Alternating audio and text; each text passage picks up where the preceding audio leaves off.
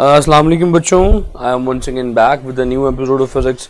उम्मीद है आप सब लोग बखैर व आफियत होंगे। Welcome you all to the campus.pk official portal. अच्छा जी बच्चों, अपनी डिस्कशन का आगाज़ करते हैं। लास्ट टाइम सैटरडे को जहाँ पे हमने अपनी डिस्कशन को ड्रॉप किया था, that was chapter number 6 equation of continuity. हम इक्वेशन ऑफ कॉन्टिन्यूटी तक चैप्टर नंबर 6 को डिस्कस कर चुके थे। इंतहाई बेसिक बुनियादी छोटी छोटी चीज़ें, छोटे छोटे कॉन्सेप्ट्स निकलते चले आ रहे थे। इसी तरह थोड़ी सी बात और रह गई है इस पे, बुनियादी लेवल की, बेसिक लेवल की बात। फिर हम अपने मेगा चैप्टर पे जाएंगे, चैप्टर नंबर 7 पे जाएंगे, जहां से बहुत ज्यादा मटेरियल, बहुत ज्यादा वर्सेटाइल क्वेश्चंस निकलते हैं। और वैसे भी चैप्टर नंबर 6 जो है that merely contains 1 MCQ of ECAT, यानी कि ECAT के पेपर में ज्यादा से ज्यादा अगर उसमें से कभी कोई सवाल बने तो एक बनता है। चैप्टर नंबर 7 में से भी 2 बनते हैं, चैप्टर नंबर 8 में से भी 2 बनते हैं। सो मोस्टली चैप्टर्स में से 2 क्वेश्चन बनते हैं। चंद एक चैप्टर्स हैं जिनमें से एक बनते हैं। वालेकुम अस्सलाम अली हैदर, वालेकुम अस्सलाम तमाम मेरे शहजादों को, तमाम मेरी शहजादियों को, देखने वालों को मेरा सलाम, वालेकुम अस्सलाम। अच्छा जी, बात को आगे लेके चलते हैं। Previously we were discussing about equations of continuity. आज जो बात करनी है मेरा बच्चा, that is on Bernoulli's equation. Bernoulli's equation पे थोड़ी सी बात पहले कर ली थी, तो जहां से बात छोड़ी थी थोड़ी सी करके फिर उसके बाद आगे मूव ऑन करूंगा। बर्नौलीज इक्वेशन, जिस तरह मैंने इक्वेशन ऑफ कॉन्टिन्यूटी के बारे में अपने बच्चों को बताया था कि इसमें से सवाल बना करता है कि जी what is the principle of equation of continuity. आप लोगों को याद होगा इक्वेशन ऑफ कॉन्टिन्यूटी का प्रिंसिपल मैंने बताया था कि law of conservation of mass है। यहां पे बर्नौलीज इक्वेशन का जो प्रिंसिपल है दैट इज, याद रखिएगा, law of conservation of energy है। इसका principle law of conservation of energy है। ये law of conservation of energy के ऊपर बेस करती है इक्वेशन ऑफ बर्नौलीज इक्वेशन। अच्छा, बर्नौलीज इक्वेशन किस तरह की है?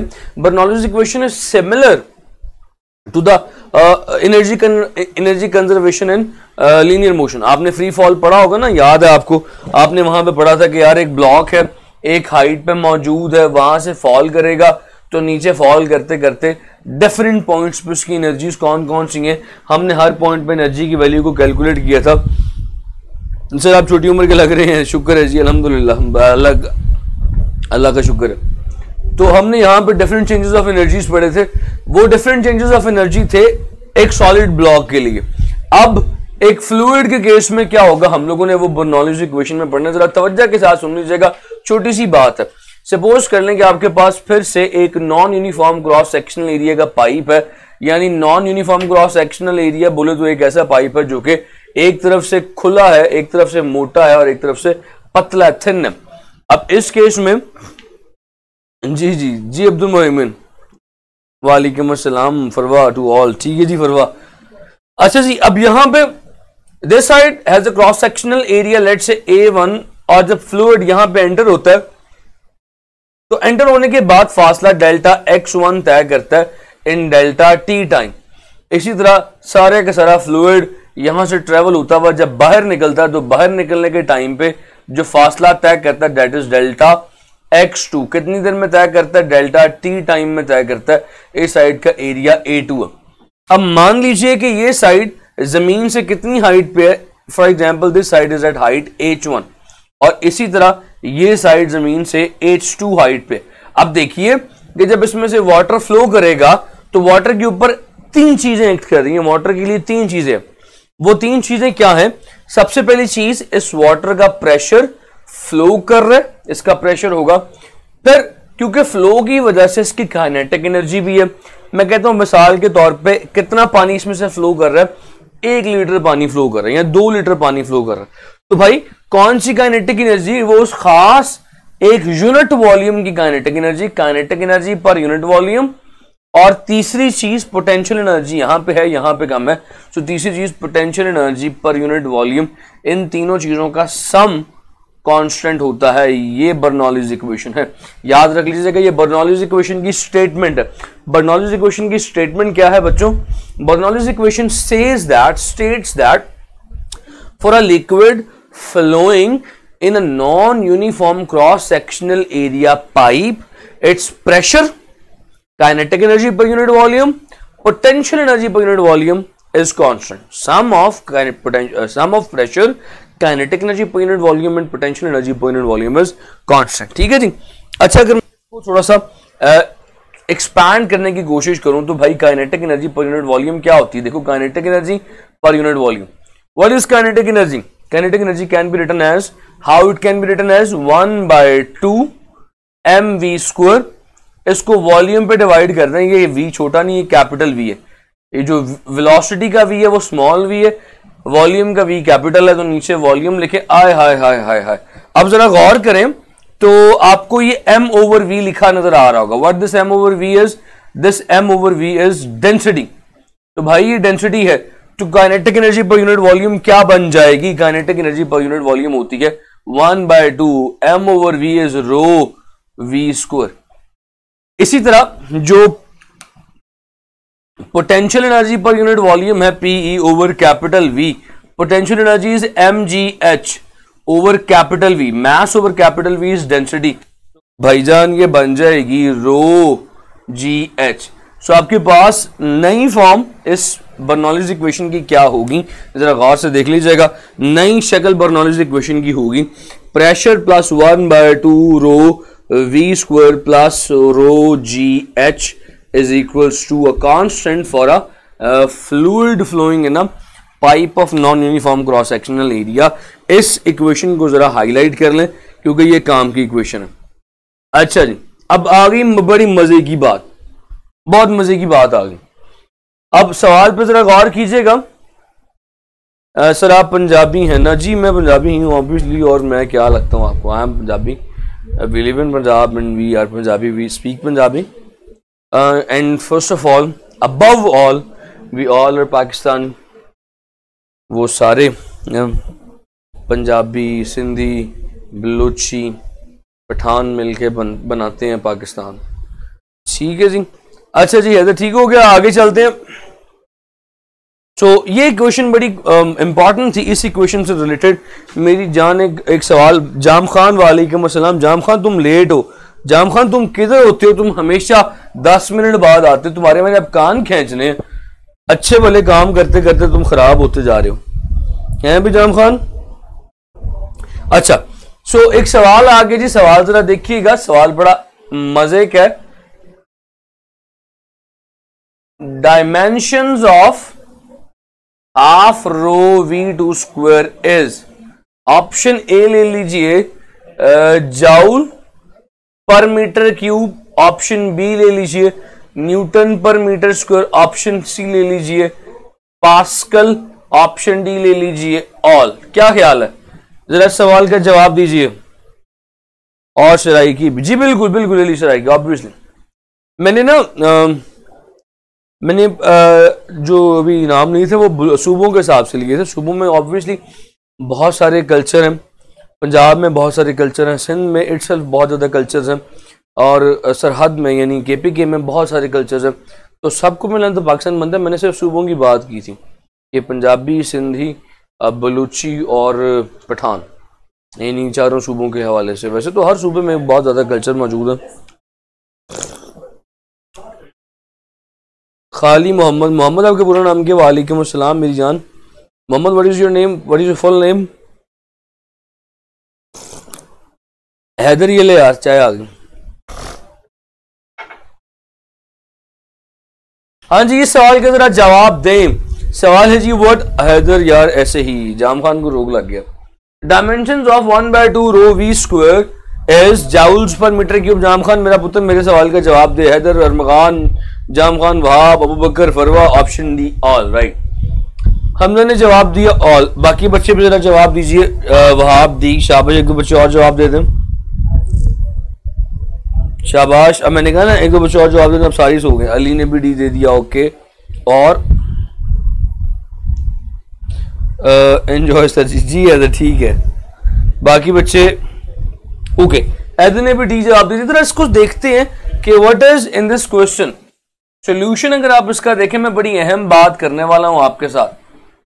सो ये जो फॉर्मूला था 1/2 रो v², तवज्जो कीजिएगा मेरी तरफ.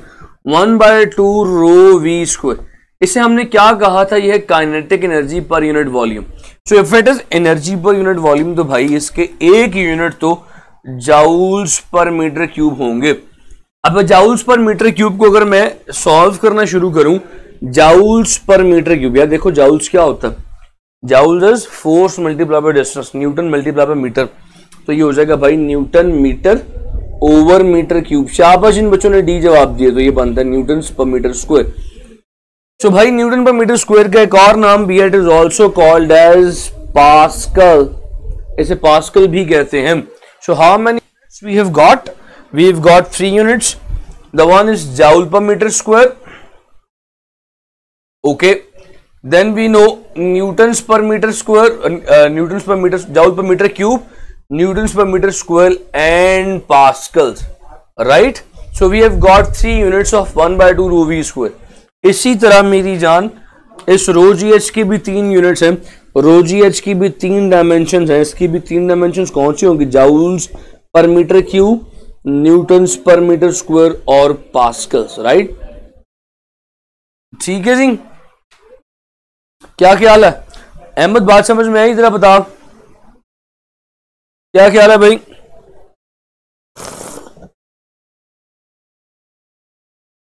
बताइए फिर मैं आगे चलूं उसके बाद।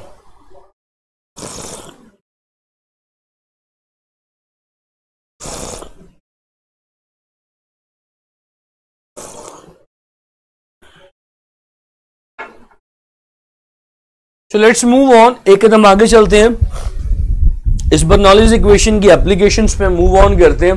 What are the applications of this Bernoulli's equation? शाबाश हमजा।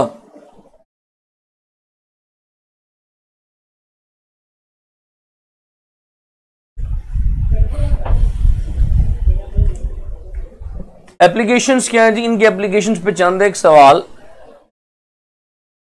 वो करके फिर चैप्टर को खत्म करके चैप्टर नंबर 7 शुरू करेंगे।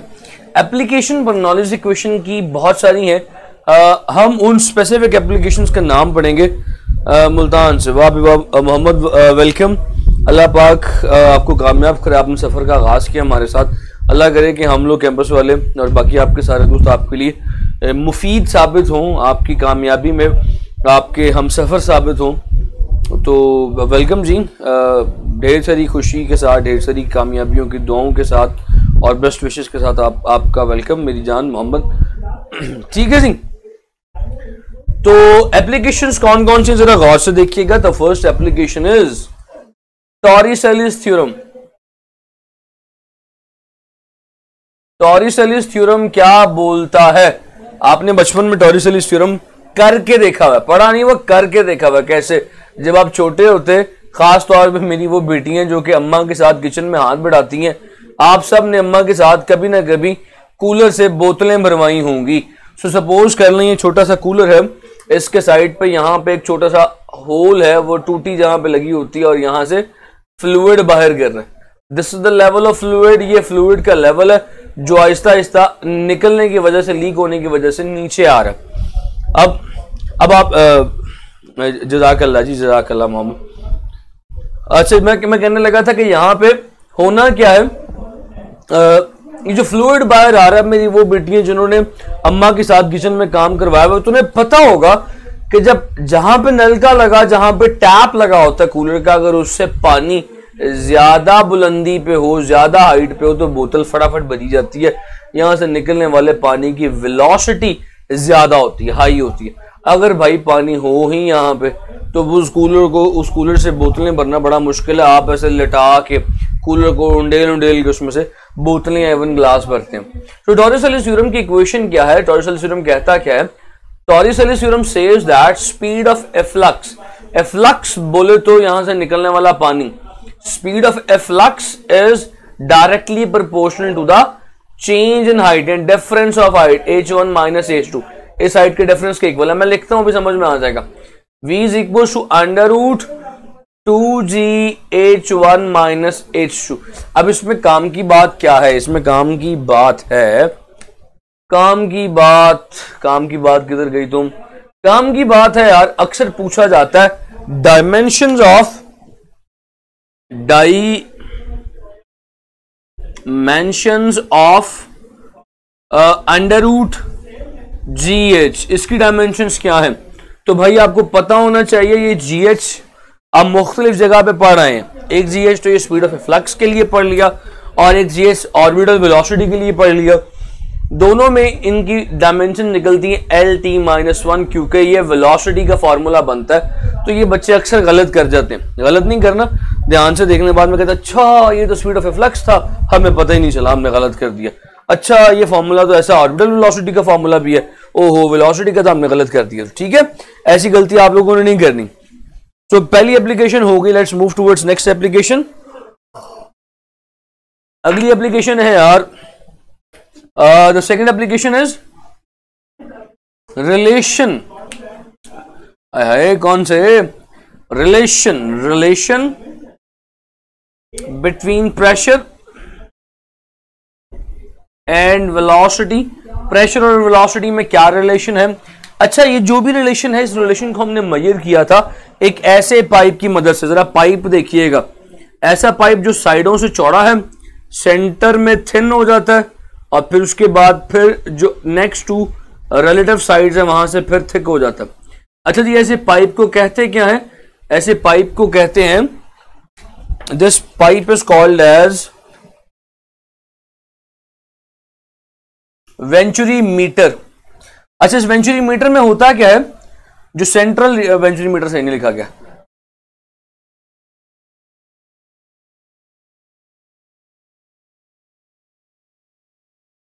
अच्छा यार ये वेंचुरी मीटर में होता क्या है? वेंचुरी मीटर में होता ये है कि इसका सेंट्रल रीजन थिन होता है और एक्सटर्नल रीजन थिक होते हैं, मोटे होते हैं। आपको पता है मोटा जहां पे एरिया ज्यादा है, so area is high, speed is low, यहां पे साइड्स पे वेलोसिटी लो होगी और सेंटर में एरिया कम हो गया, थिन हो गया, यहां पे वेलोसिटी हाई हो जाएगी। सेंटर में वेलोसिटी हाई, साइडों पे वेलोसिटी लो। अब the relation of pressure and velocity कहता है कि भाई प्रेशर याद रखिएगा is inversely proportional to the velocity. एक स्टेटमेंट मैं आपको बता देता हूं, यस अली शाबाश, एक स्टेटमेंट मैं आपको बता देता हूं, अपने पल्ले से वो स्टेटमेंट मान लें। वो स्टेटमेंट है जो अली ने भी बोली, wherever the pressure is high speed will be low, wherever the speed is high pressure will be low. Inverse relation है। तो भाई यहां पे देखो साइडों पे वेलोसिटी लो है, प्रेशर क्या होगा? High, speed high, pressure is low, speed low, pressure is high. So याद रखिएगा ये वेंचुरी मीटर है, इसका यूज क्या? ये वेंचुरी मीटर भी कहते हैं इसको। इस पाइप का एक और नाम भी है, मैं वो भी लिख देता हूं। इस पाइप का एक और नाम भी इसे कहते हैं वेंचुरीज डक्ट। वेंचुरी डक्ट बोले तो पाइप, यानी Venturi's pipe. Venturi's was the name of scientist, उसकी इजाद करदा ये पाइप है, तो उसके नाम पे इसका नाम रखा हुआ है वेंचुरीज डक्ट। ठीक है जी, इसके बाद आगे अगली एप्लीकेशन की तरफ चलते हैं। द थर्ड एप्लीकेशन इज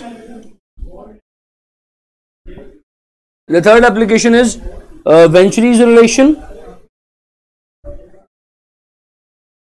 अच्छा यार ये जो वेंचुरीज रिलेशन थर्ड एप्लीकेशन है ना, इसी वेंचुरी डक्ट से ही बनाई गई है, नजर आएगा लिखूंगा तो यस, इसी वेंचुरी रिलेशन से ही ये थर्ड एप्लीकेशन बनाई गई है। इस वेंचुरीज रिलेशन का जो रिलेशन जो फॉर्मूला है वो है P1 minus P2 is equal to 1/2 rho V square.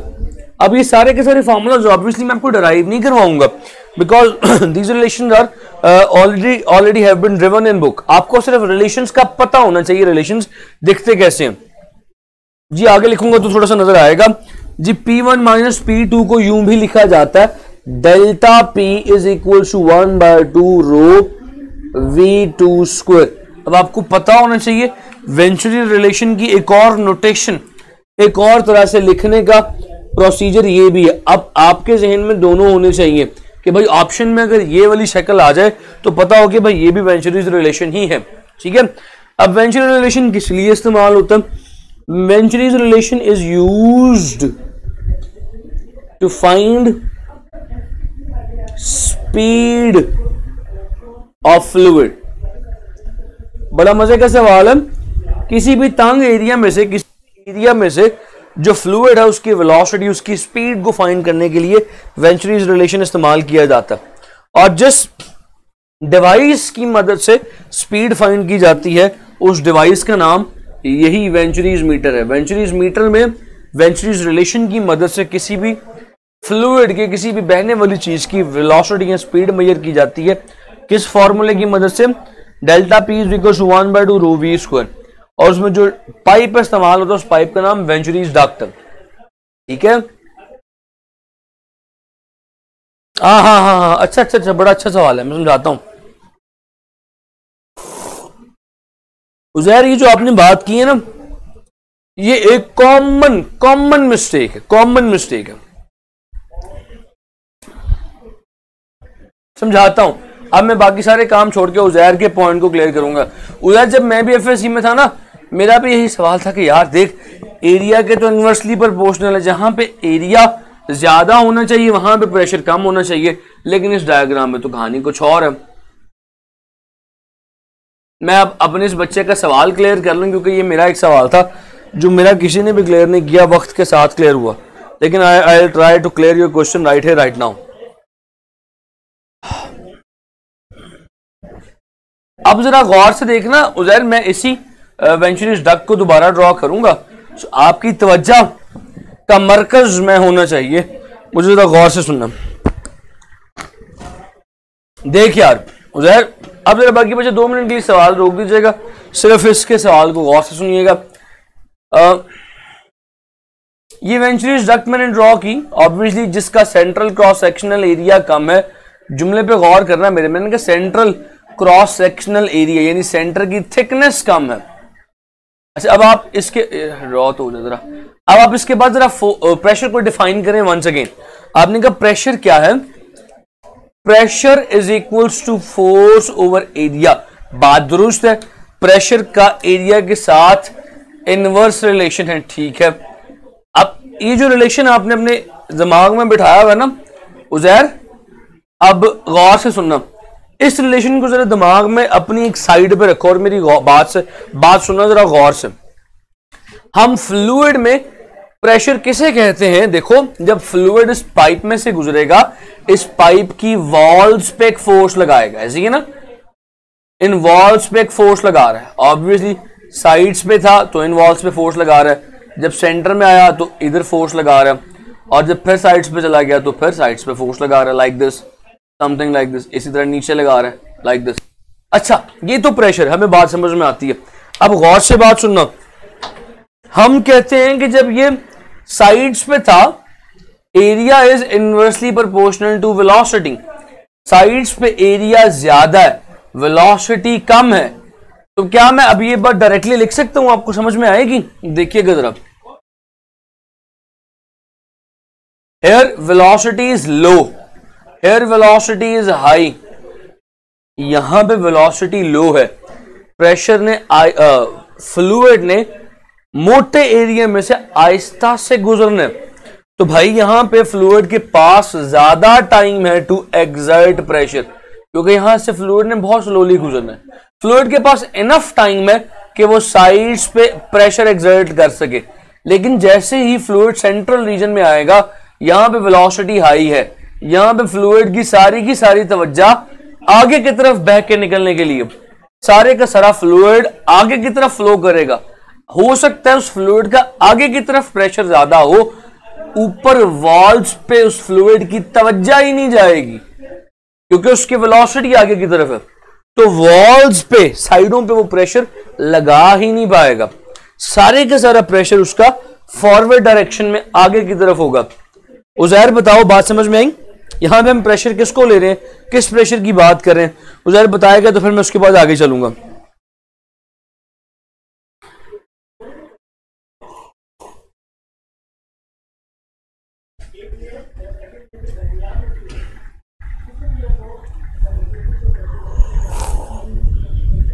Uzair,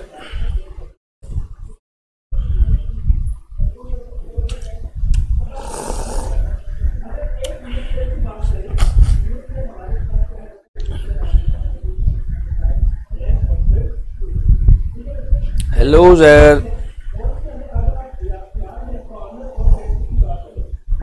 Ali clear sir ji, जी जबरदस्त अली, शाबाश। और जबरदस्त उजैर, कि उजैर यार ये ना उसका ये इसमें अच्छा सही, ये हॉरिजॉन्टल वर्टिकल प्रेशर नहीं है, मैं समझाता हूं। अब आपने जो लफ्ज इस्तेमाल किया ना हॉरिजॉन्टल और वर्टिकल प्रेशर, मैं इसके लिए वर्ड बताता हूं सही क्या है। हॉरिजॉन्टल वर्टिकल प्रेशर नहीं होता, लेटरल या परपेंडिकुलर नॉर्मल प्रेशर। हम यहां पे नॉर्मल प्रेशर ले रहे हैं। नॉर्मल प्रेशर बोले तो वॉल्स के ऊपर दीवारों पे जो प्रेशर है वो। लेटरल प्रेशर होता है जो आगे की तरफ है। हम यहाँ पे लेटरल प्रेशर नहीं ले रहे, हम यहाँ पे नॉर्मल प्रेशर ले रहे हैं। मिडल वाला एरिया की वजह से भी सर, मिडल वाले एरिया की वजह से भी लॉस्ट हर जी बिल्कुल ठीक है सर। कमेंट्स का बटन में है सर, कमेंट्स के बटन में हूं मैं, समझा नहीं क्या कह रहे हो आप मोहिमिन। हाँ हो सकता है कि मुझे कमेंट्स आपके देर से पहुंचते हैं मोहिमिन, माइट भी पॉसिबल है। वाह रे वाह फरवा, मां सदके जाए, इतना खूबसूरत क्वेश्चन। सर आप आज FLP कहाँ से देंगे? यहां से दूंगा, ऐसे campus.pk से दूंगा। कहां से क्वेश्चन दूंगा? देखिए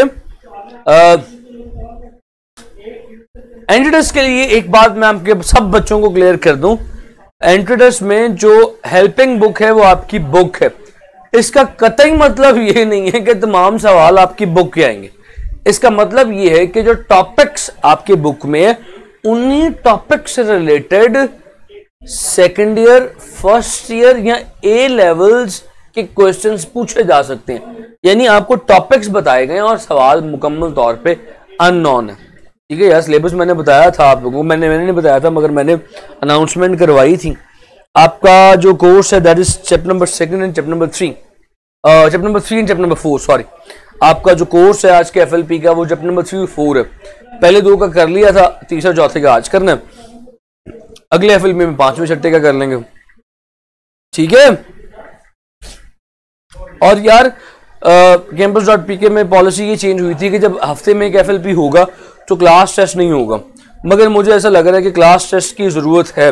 तो इंशाल्लाह फ्रॉम दिस वीक ऑनवर्ड, आज मंडे है, आज तो FLP आज नहीं, कल से ऑनवर्ड मैं आपका क्लास टेस्ट भी जरूर लिया करूंगा 5 से 6 MCQs का। ठीक है, ये मेरी अपनी राय है, मैं जरूर लूंगा। मतलब यहाँ पे पॉलिसी नहीं है मगर मैं अपने तौर पे जरूर लूंगा। जामखान FLP की टाइमिंग क्या है, कब शुरू होगा कब खत्म होगा ये तो मुझे नहीं पता, मगर टाइम वही 1.5 घंटा 90 मिनट होंगे जो आपके उधर होते हैं। 4-5 आपको 4-5 किसने कहा था? थर्ड कहाँ गए? थर्ड खा गए हो मकान? ऑब्वियसली पहले 2 का हुआ है ना, तो तीसरे चौथे का होगा। मैंने जो आपको सिलेबस मतलब सैटरडे को मैं तो चला गया था, फिर मेरे बाद जो सर आए थे मैंने उनके थ्रू जो है ना आपको इन्फॉर्म करवाया था चैप्टर नंबर 2 एंड 3 का। ठीक हो गया जी, जबरदस्त।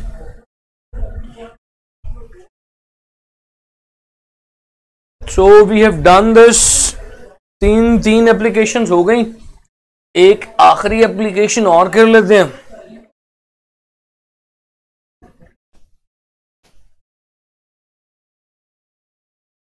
फिर आपके चैप्टर जो है खत्म हो जाएगा, हम चैप्टर नंबर 7 को स्टार्ट कर लेंगे। ये सिर्फ प्रैक्टिस हो जाती है क्लास टेस्ट में। जी बिल्कुल अली। और आप लोगों की मैंने चैप्टर नंबर 4 की और चैप्टर नंबर 5 की 2 वर्कशीट्स 40 MCQs की बना ली हुई है। वो इंशाल्लाह ज़वजल आज ही मैं अपलोड कर दूंगा। campus.pk ने थोड़ा सा अपनी वर्कशीट का फॉर्मेट चेंज किया। मैं तो भाई टाइम ना ज़ाया हो आप लोगों का, मैं तो ऐसी जो है ना वो डाल दिया करता था, आप सॉल्व कर लिया करते थे। आप थोड़ी सी मम्मी डैडी किस्म की करके बनानी है, ऊपर कवर पेज ये, नीचे MCQs पर सोल्यूशन, तो वैसी फॉर्मेट तैयार हो गया। वह बस 1-2 पिक्चर हैं जो वो लगानी है, वो मुझे आज मिल जाएंगे, तो आज ही आपकी वर्कशीट्स भी अपलोड हो जाएंगे। ठीक है जी। अच्छा, next thing is blood flow. हमारे जिस्म में जो खून दौड़ता है, आप अंदाजा करें कि वो भी फिजिक्स को डिनाई नहीं कर सकता। इवन हमारे जिस्म में जो खून की रवानी है वो भी फिजिक्स को फॉलो करती है। हाउ ब्लड फ्लो, जुमले पे गौर कीजिएगा, how blood flow is an example of Bernoulli's equation. एक हमारे खून में जो खून का दौड़ना है, हमारे खून में जो खून का, हमारे जिस्म में जो खून का फ्लो है वो बर्नौलीज इक्वेशन की एप्लीकेशन कैसे है, जरा सुनिएगा गौर से। हमारी बॉडी में different veins and different arteries हैं जिनका क्रॉस सेक्शनल एरिया डिफरेंट है। हमारे जिस्म पे अगर आप तो बॉडी बिल्डर हैं, मेरी तरह के नहीं है, अगर आप बॉडी बिल्डर हैं तो अपनी बॉडी पे जरा वेन्स देखिएगा, कहीं पे वेन मोटी होगी उसका क्रॉस सेक्शनल एरिया कम होगा, और किसी जगह पे वेन इंतहाई पतली होगी उसका क्रॉस सेक्शनल एरिया कम होगा। अब ऐसी सिचुएशन में जाहिर है जब उस non uniform cross sectional area में से खून फ्लो करता हुआ जाएगा तो किसके मुताबिक जाएगा, किस लॉ के मुताबिक जाएगा, बर्नौलीज इक्वेशन के मुताबिक जाएगा।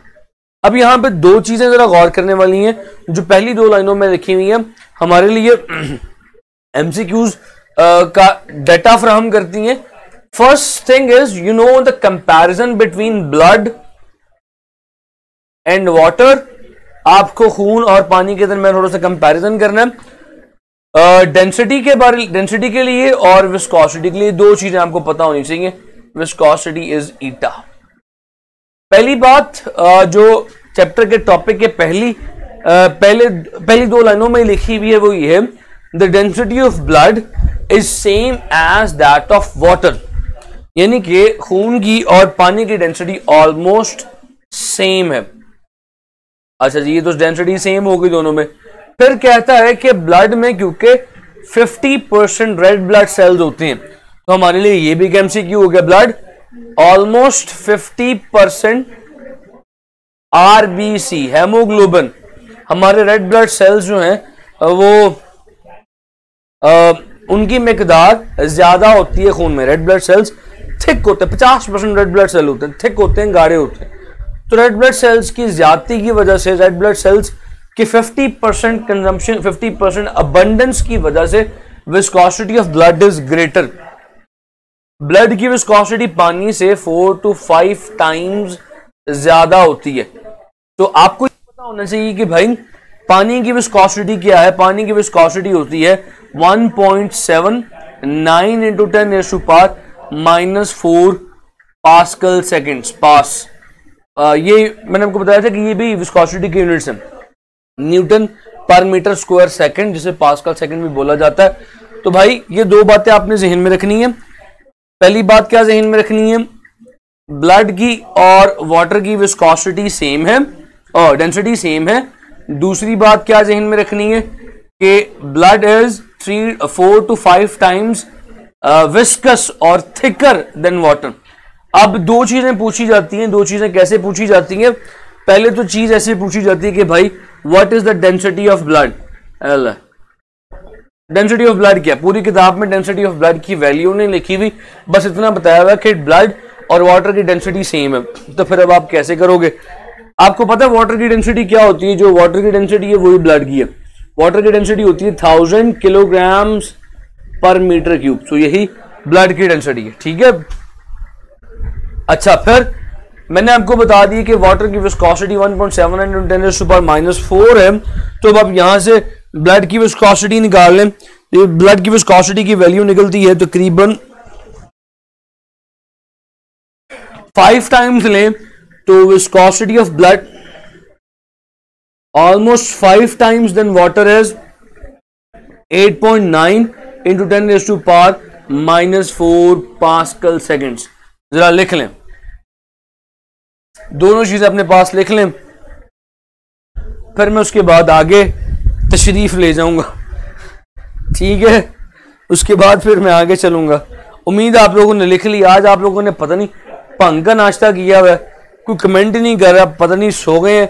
आप लोगों को देख के ना मुझे मुन्ना भाई एमबीबीएस का, आप लोगों ने पता नहीं देखी कि नहीं देखी, मुन्ना भाई एमबीबीएस का कैरेक्टर याद आता जिसका नाम आनंद भाई था। आनंद भाई वो ये सब्जेक्ट है, वो जो बेचारा पड़ा रहता है व्हील चेयर पे, ना देखता है, ना सुनता है, ना बोलता है, ना खाता है, ना पीता है। सो आप लोग वैसे भी ना किया करें, आनंद भाई ना बना करे, साथ साथ थोड़ा बता भी दिया करें। आज यहाँ आपस में शुरू हुए थे पबजी को लेके, यहाँ फिर बोलते ही नहीं हो। अब्दुल मोहमिन मीटर क्यूब क्या यार, क्या चीज मीटर क्यूब भेजी आपने? पर मीटर, ओहो ओके अब्दुल मोहमिन यार देख मीटर क्यूब तो लिखा हुआ है, क्या करता तू है? ठीक हो गया। यस सर नाश्ता खाया था। सही है, आगे चलते हैं जी।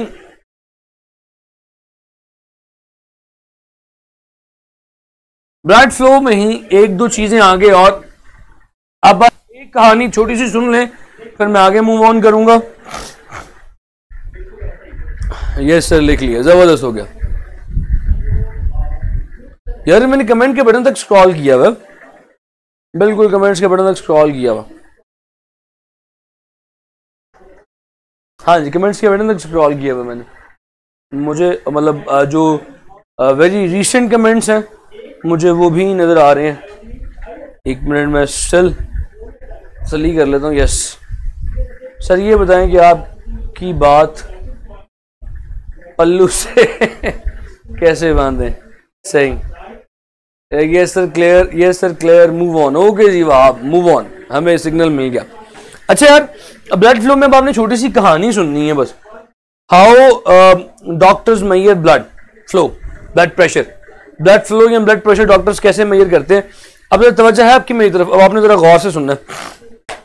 अगर मेरे पास यहाँ पे ब्लड प्रेशर मेजर करने का आला होता ना तो मैं आपको करके दिखाता, मगर अब है नहीं, तो अब जरा गौर से सुनना। ब्लड प्रेशर किस तरह मेजर किया जाता है। हमारी जो आर्टरीज हैं, हमारी जो वेन्स हैं, वो इनफ्लेटेबल है। क्या है? इनफ्लेटेबल। इनफ्लेटेबल बोले तो यानी वो फूल भी सकती हैं और वो दब भी सकती हैं। इनफ्लेटेबल वैसे, बिल्कुल वैसे जिस तरह जब आप कोका कोला पीते हैं ना, मजे से जालमा कोका कोला पिला दे, वो जो स्ट्रॉ से आप पीते हैं, वो जो स्ट्रॉ है वो भी इनफ्लेटेबल है। यानी अगर आप उसे दबाएंगे तो वो दब जाएगा, फिस जाएगा, और छोड़ेंगे तो वो वापस फूल के अपनी जगह पे आ जाएगा। हमारी वेन्स भी ऐसी होती है। तो भाई जब भी डॉक्टर ब्लड प्रेशर मेजर करने के लिए हमारी लेफ्ट आर्म के ऊपर एक पैड चढ़ाता है, वो एक वो प्लास्टिक का रबर का पैड होता है, यहाँ पे चढ़ा के टाइट करके बांध देता है और ऐसे फिस फिस फिस फिस हवा भरनी शुरू करता है। So what happens in that, उस सिचुएशन में वो क्या कर रहा होता है, हवा भर के इस जगह को टाइट से जोर से जकड़ रहा होता है। और जकड़ते जकड़ते आपको ऐसा लगता है कि अगर कभी किसी ने ब्लड प्रेशर मेजर करवाया हो तो वो मेरी बात को समझेगा, ऐसा लगता है कि पता नहीं बाजू को तोड़ ही देना, इतना टाइट जकड़ लेता है। असल में वो जकड़ क्यों रहा होता है, जुमले पे गौर कीजिएगा तो फिर वेन से कोका कोला पी।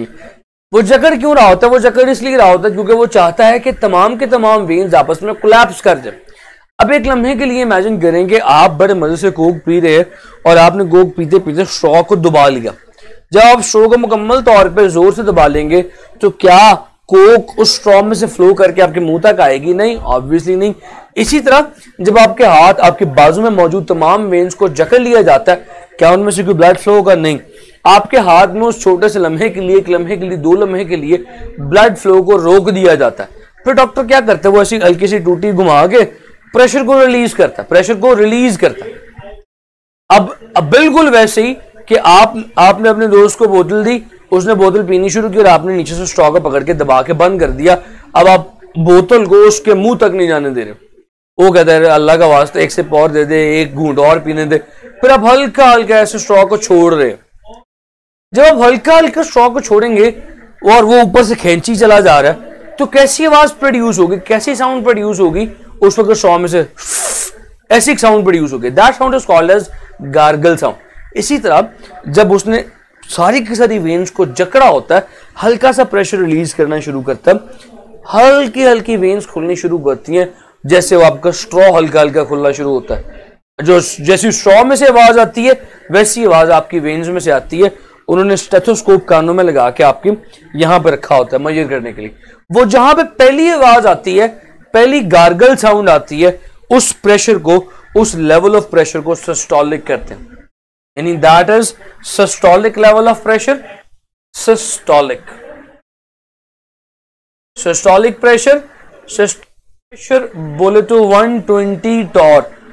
ये torr is also unit of pressure. Systolic pressure 120 torr होता है। आमतौर पर देसी जुबान में हम कहते हैं ऊपर वाला प्रेशर। नॉर्मल ह्यूमन बॉडी के लिए 120 होना चाहिए। फिर क्या करता है, वो गार्गल साउंड प्रोड्यूस हो रही होती है। अब आप अपने दोस्त का वो स्ट्रॉ मुकम्मल तौर पे छोड़ दें। जब स्ट्रॉ मुकम्मल तौर पे छोड़ेंगे, स्ट्रॉ वापस फूल जाएगा और जो गार्गल साउंड है वो खत्म हो जाएगी। इसी तरह अब उसने जो यहाँ पे जकड़ा हुआ था, हल्का हल्का खोलना शुरू किया और हल्का हल्का खोलते खोलते मुकम्मल तौर पे एयर रिलीज करनी शुरू कर दी। जहां पे गार्गल साउंड खत्म हो जाएगी वो लो प्रेशर होगा, उसे कहते हैं डायसिस्टोलिक।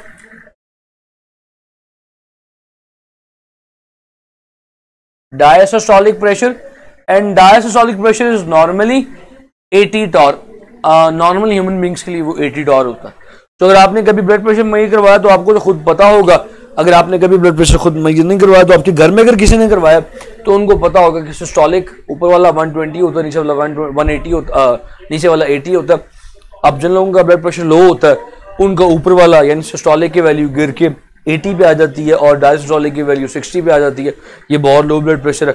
जिनका हाई होता है उनका 180 और 120 हो जाता है, यानी सिस्टोलिक 180 पे चला जाता है, डायसिस्टोलिक 120 पे चला जाता है। बट नॉर्मल वैल्यूज ये हैं जो मैंने आपके सामने लिखी हैं, आपको नजर आ रही है। देखें मेरे छोटे कद का फायदा कि यहाँ पे लिखी हुई चीज मेरे सर के ऊपर से आपको नजर आ रही है, the perks of being small height. भाई इतनी भी छोटी नहीं है, अब आप मुझे गिट्ठा ही तस्वर करना शुरू कर दें मेरी हाइट 5'6" है, ठीक है। पता लगे आप सोना शुरू कर देंगे सर वैसे इतने से हैं, जैसे वो जीरो मूवी के अंदर शाहरुख खान है, वो वाली हाइट नहीं है, 5'6" हाइट है, ठीक है जी। यहाँ तक बात समझ में आती है जी? यहाँ तक किसी का कोई सवाल है तो बताएं, फिर उसके बाद नहीं तो मूव ऑन करेंगे। मशीन डिटेक्ट नहीं करती है, मशीन पे प्रेशर लिखा आ रहा होता है, हमने वो स्टेथोस्कोप कानों में लगाए होते हैं, हम आवाज सुन रहे होते हैं। जहाँ पे वो गार्गल साउंड प्रोड्यूस होती है वो ऊपर वाला प्रेशर है, और जो नीचे वाला जहाँ पे गार्गल साउंड खत्म हो जाती है वो नीचे वाला प्रेशर है। Why blood pressure changes from normal. देखें जी, मैं डॉक्टर तो नहीं हूँ लेकिन मुझे वो डॉक्टर के ऊपर वो एक डायलॉग याद आ गया। देखें जी यार डॉक्टर मेरी कुछ रिस्पॉन्सिबिलिटीज है। भाई जी ब्लड प्रेशर नॉर्मल से क्यों बदलता है?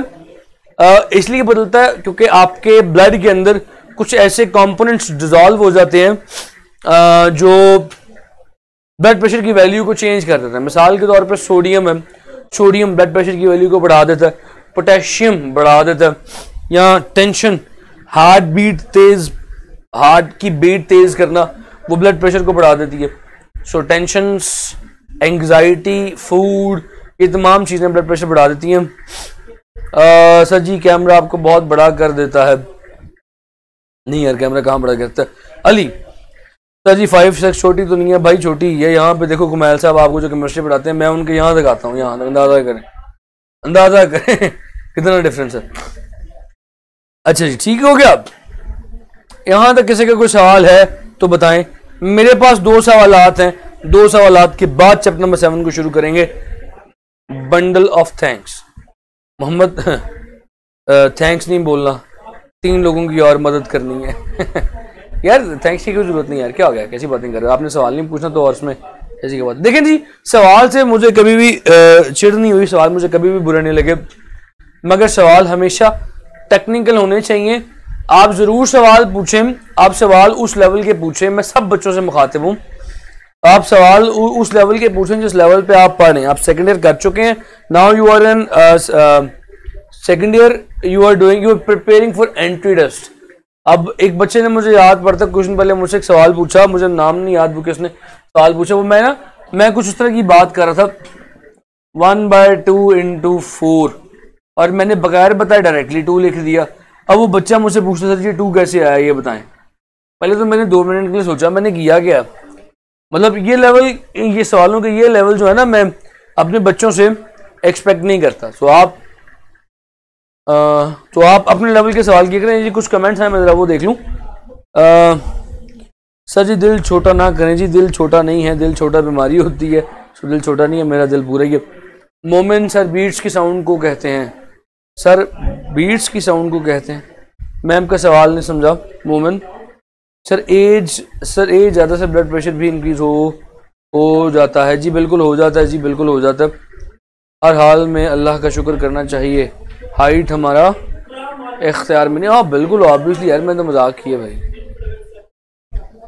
ठीक हो गया अब्दुल मोमिन, ज़बरदस्त, thank you for kind comments. आगे चलते हैं जी।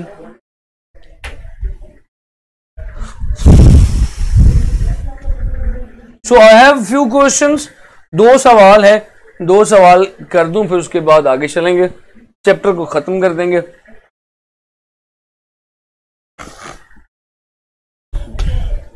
लीजिए जी पहला सवाल है,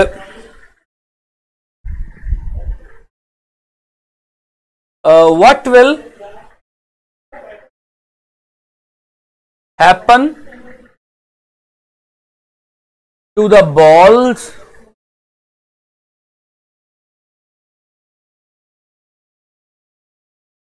if अगर air is blown through their center.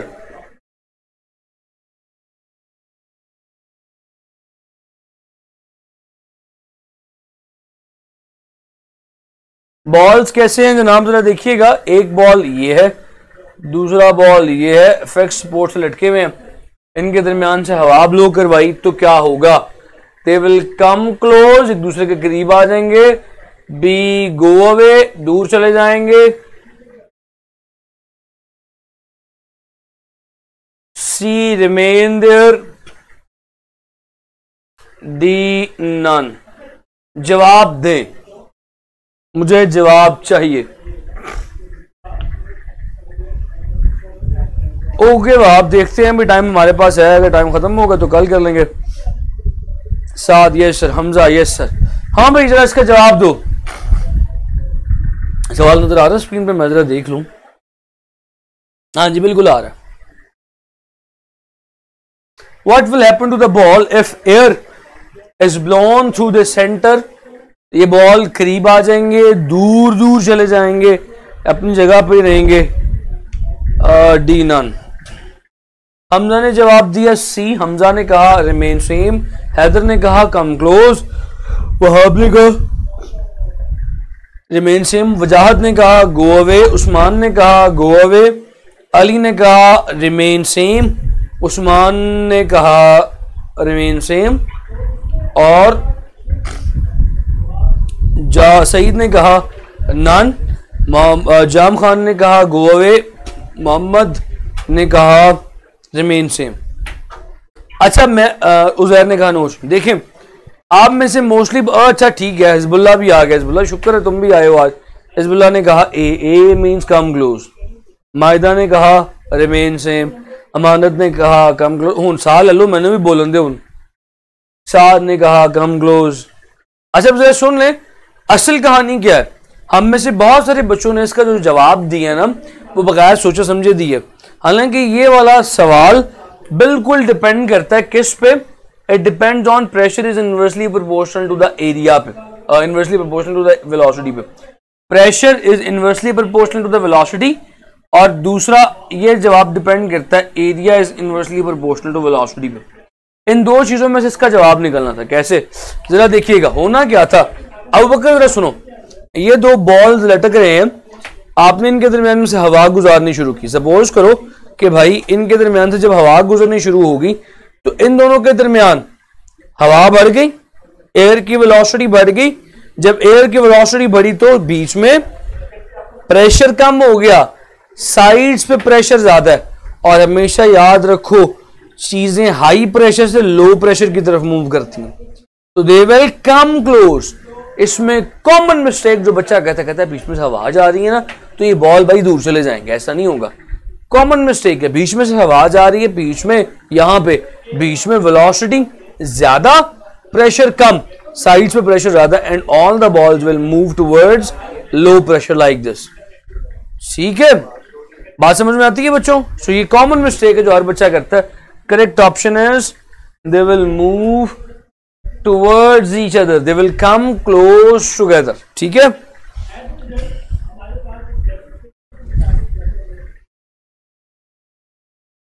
एक सवाल और, then chapter will be finished.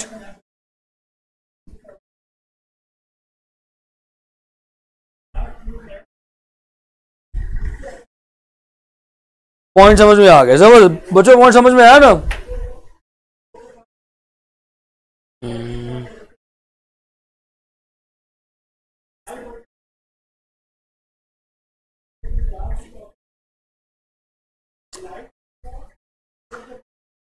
ले जी एक सवाल और,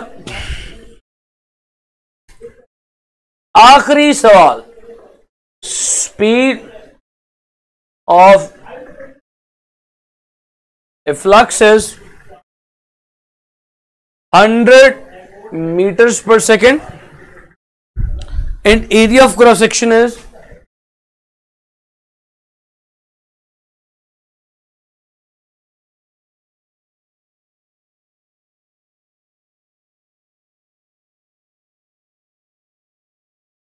0.06 centimeter square.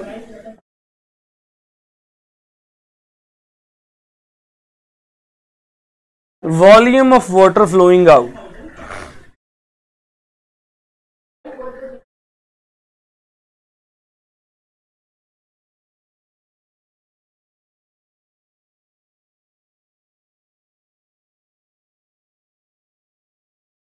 ऑप्शन ए है जी, सवाल समझाता हूं, लिख लो जरा।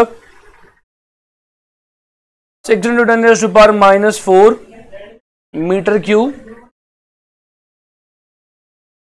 6.0 मीटर क्यूब सी है, 6.0 सेंटीमीटर क्यूब डी है, 600 मीटर क्यूब। ले जी सवाल का जवाब दें। सवाल का जवाब देने से पहले यार ये कुछ सारे ही मैसेज कमेंट्स आ गए। सर जी आपको मैसेंजर पे क्वेश्चन भेजा है, आंसर कर दीजिएगा। जी वाह श्योर, व्हाई नॉट। इस वीकेंड पे संडे पे मैं ई कैट वाले बच्चों के सवालात के जवाब नहीं दे सका। एम कैट वाले बच्चों के स्ट्रेंथ ज़्यादा, उनके कुछ क्वेश्चन ज़्यादा थे, उनको मैंने जवाब देने की कोशिश की। इंशाल्लाह आज नहीं तो कल ई कैट वाले बच्चों के सवालात यकीनन और भी बच्चों के आए होंगे, तो मैं आज उनको, आज नहीं कल, सॉरी कल देख के उन्हें सॉल्व करने की कोशिश करूंगा। हाँ देखो बीच में एयर होगी तो बैलून को करीब आने नहीं देगा। सईद जो आपने बात की ना, ये तो कॉमन दिमाग की बात है। ये तो एक वो बच्चे से साइंस नहीं पढ़ी हुई वो भी ऐसी सोचेगा कि यार बीच में तो हवा है, हवा है, कोई बंदा थोड़ी खड़ा हुआ जो ऐसे रोक रखेगा इधर नहीं आना, हवा है। ये तो एक आम इंसान की बात है ना कि बीच में हवा होगी तो बैलून्स को आने नहीं देगी। हम टेक्निकली सोचें, एयर टर्बुलेंट फ्लो करेगी। यहाँ पे हमने कॉन्सेप्ट किस लिए लिया था कि भाई जहां पे एरिया कम होगा वहां पे वेलोसिटी ज्यादा, और जहां पे वेलोसिटी ज्यादा होगी वहां पे प्रेशर कम होगा। हमने चीजें इसलिए पढ़ी थी ताकि हम एक आम इंसान से, कॉमन इंसान से जिसका साइंस के साथ ताल्लुक नहीं, उससे एक मुख्तलिफ बात कर सकें। देखें सेंटर में वेलोसिटी ज्यादा होगी हवा की, हवा स्पीड से गुजर रही है तो प्रेशर कम हो गया हवा का। अब इस जगह पे भी प्रेशर ज्यादा है, इस जगह पे भी प्रेशर ज्यादा है, उस हाई प्रेशर की वजह से they will start to move together. अब वो जितना करीब आते जाएंगे सेंटर में वेलोसिटी उतनी बढ़ती जाएगी। क्यों, देखो ना जितना करीब आ रहे हैं क्या हो रहा है, एरिया और कम हो रहा है। बीच वाला एरिया पहले ज्यादा था अब और कम हो रहा है, सो बीच वाला एरिया और कम हो रहा है, बीच में वेलोसिटी और बढ़ रही है। जब वेलोसिटी और बढ़ेगी प्रेशर और कम होगा बीच में, और साइड्स में प्रेशर और बढ़ता जाएगा। एक वक्त आएगा कि ये दोनों बॉल्स एक दूसरे के साथ इंटेंगल कर जाएंगे, जुड़ जाएंगे, बीच में घूम जाएंगे, एक दूसरे में फंस जाएंगे। ठीक है सही। ले जी जो नेक्स्ट क्वेश्चन है, that next question is from the topic speed of A flux, है ना। तो स्पीड ऑफ ए फ्लक्स किस टॉपिक में थी? ये टॉपिक थी, ये वाला सवाल था फ्रॉम टॉरिसेलिस थ्योरम। मगर सवाल में पूछ क्या रहा है, स्पीड गिवन है, स्पीड बोले तो v गिवन है, और एरिया a गिवन है। आपसे पूछ क्या रहा है, वाटर फ्लोइंग, वॉल्यूम पूछ रहा है, वॉल्यूम ऑफ वाटर फ्लोइंग। तो क्या फॉर्मूला लगेगा इसमें, कैसे सॉल्व करेंगे? हमने बॉडी मूविंग के केस, आपका क्वेश्चन क्या सर, हमने मूविंग बॉडी के केस पढ़े थे। जी बिल्कुल बिल्कुल ठीक कह रहे हैं मोहम्मद ने कहा। Clear sir, a person standing near a fast moving train will come towards the train. जी बिल्कुल वही केस है यहाँ पे, शाबाश। हाँ जी, तो जरा इस सवाल में फॉर्मूला बताएं कौन सा लगना। ए आंसर, अच्छा शाबाश अबू बकर, गुड। बाकी यहां पे फॉर्मूला लगना है इक्वेशन ऑफ कॉन्टिन्यूटी का। Velocity is given, area is given, volume is asking. मैंने बताया था product of area and velocity is a constant, that constant is volume flow पर सेकेंड। अब क्योंकि इन 1 सेकेंड कह रहे तो टी लिखने की जरूरत नहीं है, एरिया कितना है भाई, एरिया है ये 0.06 सेंटीमीटर स्क्वायर, तो 0.06 सेंटीमीटर स्क्वायर कितना हो जाएगा, 10⁻⁻⁻4 मीटर स्क्वायर। इसको मल्टीप्लाई करो यार किसके साथ, 100 के साथ, तो ये हो जाएगा 6 × 10⁻⁻4 मीटर क्यूब। तो मेरे पास सोल्यूशन आ गया वॉल्यूम का। शाबाश जाम खान, ठीक है भाई।